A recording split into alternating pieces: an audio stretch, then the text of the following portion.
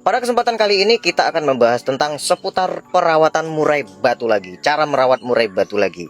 Kali ini kita akan menjawab 4 pertanyaan dari sahabat-sahabat kita yang sudah bertanya di kolom komentar. Komentar saya nggak pernah dijawab, nggak pernah dibales. Oke teman-temanku, kali ini kita akan menjawab 4 pertanyaan dari sahabat-sahabat kita. Mudah-mudahan ada salah satu pertanyaan di antara kalian semuanya. Oke, kita awali dengan pertanyaan yang pertama. Saya ada murai dari awalnya beli di orang itu jalan, beli burung jalan. Tapi pas di saya nggak jalan, cuman ngukluk nakal ke tangan. Di rumah respon burung cepat, tapi nggak keluar materi. Dari pertama bawa, badan masih bagus, singset. Pas udah 3 hari di saya, dah beda lagi badannya. Jadi ngembang, jangkrik 3-3 sama mandi 1 minggu 2 kali. Pertama-tama yang harus kita pahami adalah ini burung yang dibeli sama Mas Ahmad ini adalah burung jalan lapangan. Ya kan, artinya apa? Artinya rawatannya sudah ketemu untuk hariannya. Kalau nggak ketemu ya nggak jalan burungnya. Kan gitu. Poin pertamanya, burung ini adalah burung jalan lapangan. Ya kan? Poin pertanyaan besarnya adalah kenapa burung ini di sono jalan, di rumah saya malah nggak jalan? Apa yang membuat itu terjadi? Biasanya teman-teman nih langsung memponis ini kurang birahi, ini kurang emosi, akhirnya tambah nggak jalan. Nah itu babak belur. Jadi kita harus pahami dulu, ini burung di rumah tuannya itu seperti apa kondisinya di sananya, ya kan? Karena ini akan menyangkut tentang kenyamanan burung di satu tempat, kan gitu, ya kan? Jadi Mas Ahmad boleh diingat-ingat ketika beli, rumah yang punya itu seperti apa sih kondisinya, udaranya, hawanya, ya kan, ketenangannya, keberisikannya seperti apa. Nah, samakan dengan tempat Mas Ahmad. Apa perbedaannya? Apa persamaannya? Kan gitu. Ya kan? Ada burung itu di rumah pertama itu dia dapat kenyamanan, sehingga istirahatnya dapat, staminanya tetap terjaga, moodnya bagus. Mood bertarung dia bagus. Pindah ke tempat kita kurang nyaman, suhu udara panas, nggak dapat sirkulasi udara, penempatannya pindah sono, pindah sini, pindah sono, pindah sini, akhirnya burung ini stres. Nah, ketika dia stres, maka stamina nggak dapet. Itulah kenapa dia nakal, galak, ganas, gitu loh. Yang lebih parahnya lagi, hilang fighter. Tapi ini burung bagus, fighternya bagus, masih mau bunyi, responnya cepat. Artinya apa? Kita koreksi di kenyamanan, kan gitu, ya kan?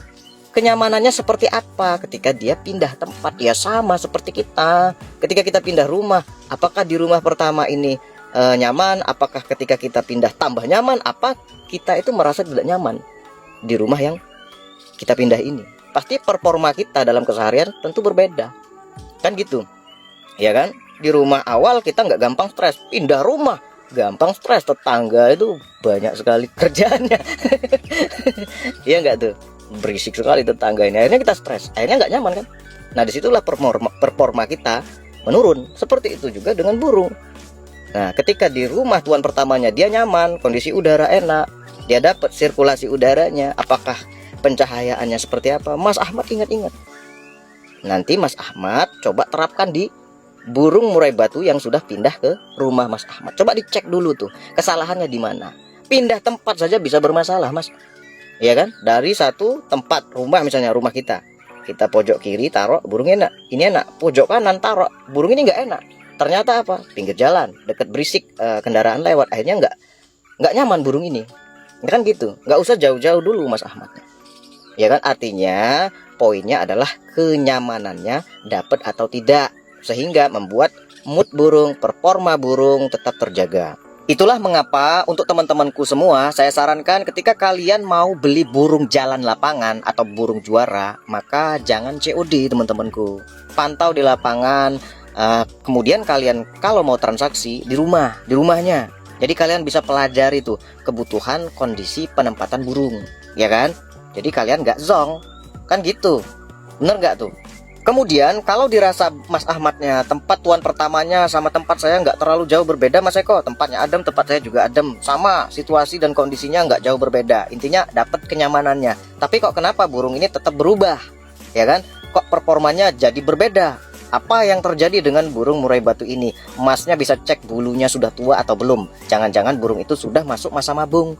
Di tuan pertamanya dia nggak mau mabung. Bisa jadi ada masteran, ada banyak murai batu, jadi dia nggak mabung-mabung. Di tempat Mas Ahmadnya dia dapat kenyamanan untuk mabung. Akhirnya dia pengen mabung, makanya dia berubah. Wah, ini di sini enak untuk mabung. Kira-kira seperti itu Mas Ahmad. Kita lanjut ke pertanyaan berikutnya. Kotoran murai batu kecil-kecil sedikit agak kering. Fur nggak mau pakai yang hijau. Jangkrik sudah dikasih brokoli, wortel, air minum pakai perasan tomat, tapi belum kunjung pulih kotorannya, Mas. Terima kasih banyak. Oke, Masnya kasih ekstra pudingnya berapa banyak, Mas? Kasih cukup 2 atau 3 saja dalam keseharian. Nggak perlu banyak-banyak. Kalau banyak-banyak, ya dia makan purnya juga akan sedikit. Kan gitu Mas, jadi wajar kalau dia kotorannya kecil-kecil. Kalau burung yang nggak mau makan pur hijau, Mas cek pur yang sekarang kandungannya apa Mas. Apakah telur, madu, ya kan? Coba dicek Mas, kandungannya seperti apa. Ganti dengan fur yang ada kandungan buah-buahannya, yang warnanya sama, jangan berbeda. Minimal mirip-mirip, kalau coklat ya coklat, kan gitu Mas. Bener nggak tuh? Foodingnya jangan banyak-banyak ya Mas ya. Biasanya burung-burung yang seperti ini dulu-dulunya dirawat dengan fooding yang agak banyak. Nah, jadi dia kurang lahap dengan pur. Kan gitu. Kalau dia kurang lahap dengan pur, maka yang terjadi kotoran purnya akan sedikit. Tapi kalau kita kurangi ekstra foodingnya, ya kan? Kita kurangi jadi 2 atau 3 pagi sore. Nah, biasanya dia makan purnya akan banyak. Nah, tentu kotoran furnya akan banyak juga. Nanti lambat laun kotorannya yang kecil-kecil itu akan membesar, banyak.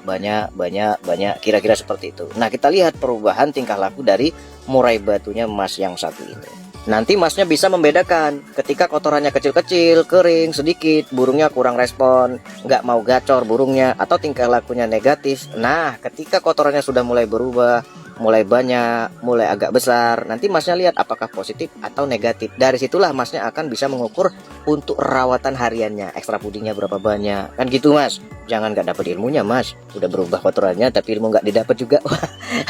Perubahannya nggak kebaca Mas Eko. Lah ini gawat. Kan gitu Mas, bener nggak tuh? Kita lanjut ke pertanyaan berikutnya.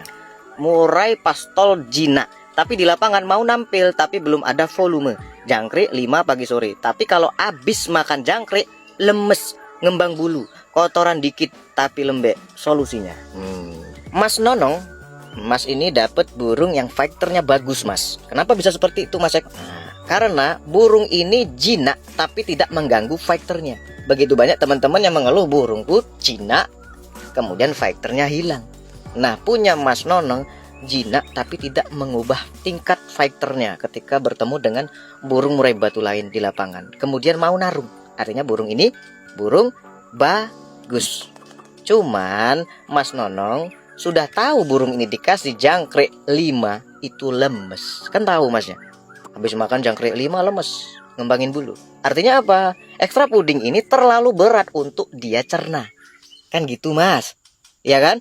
Kalau terus menerus dilakukan seperti itu, terus lagi, tambah naikin lagi pudingnya, maka akan menumpuklah racun-racun di dalam tubuhnya. Karena sistem pencernaannya bekerja dengan berat. Artinya apa? Kurangi jangkriknya, tambah dengan fooding yang lain seperti kroto misalnya. Gitu loh Mas. Coba Masnya kurangi dulu jangkriknya, cukup 2 saja atau 3 saja. Tes lagi seperti apa volumenya. Ya kan? Nanti kelihatan kok Mas. Ini burung kalau udah faktornya bagus, kelihatan kamu mau naikin, kamu turunin, kelihatan Mas. Lebih mudah kita. Tinggal penambahannya apa. Kan gitu. Bener nggak Mas? Jangan dipaksa Mas. Udah tahu dia ngembangin bulu, angkat kaki 1 udah lemes masih kamu paksa-paksa. Jangan Mas. Berarti itu tanda ekstra puding yang kita berikan terlalu berat untuk dia cerna. Makanya jadi seperti itu, habis makan langsung bengong, pelungu, ya kan? Artinya jangan diteruskan. Cari ekstra puding yang pas untuk burung ini.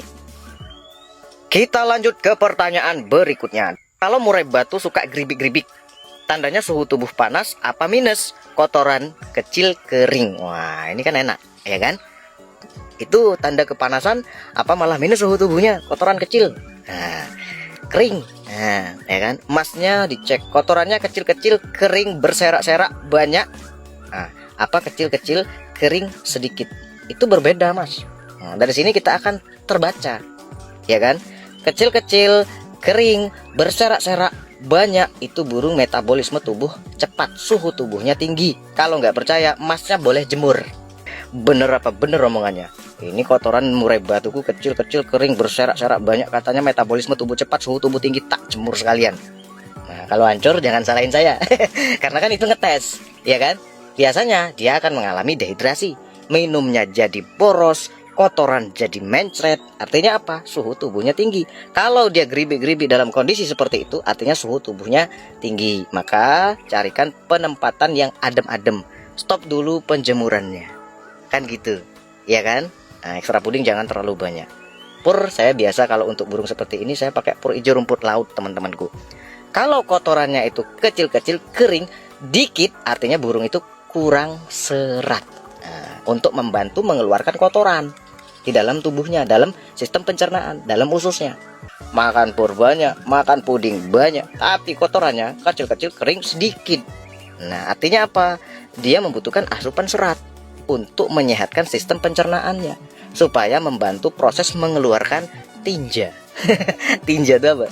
Kotoran, tahi, kan gitu teman-temanku. Kalau kotoran menumpuk di dalam tubuhnya, yang terjadi apa? Begah, ya kan? Kembung perutnya, nggak nyaman, nggak enak, mules. Itulah mengapa kotoran kecil-kecil, kering dikit, kasih makan banyak, langsung bengong, langsung plonga-plongo. Nah itu, nggak enak perutnya.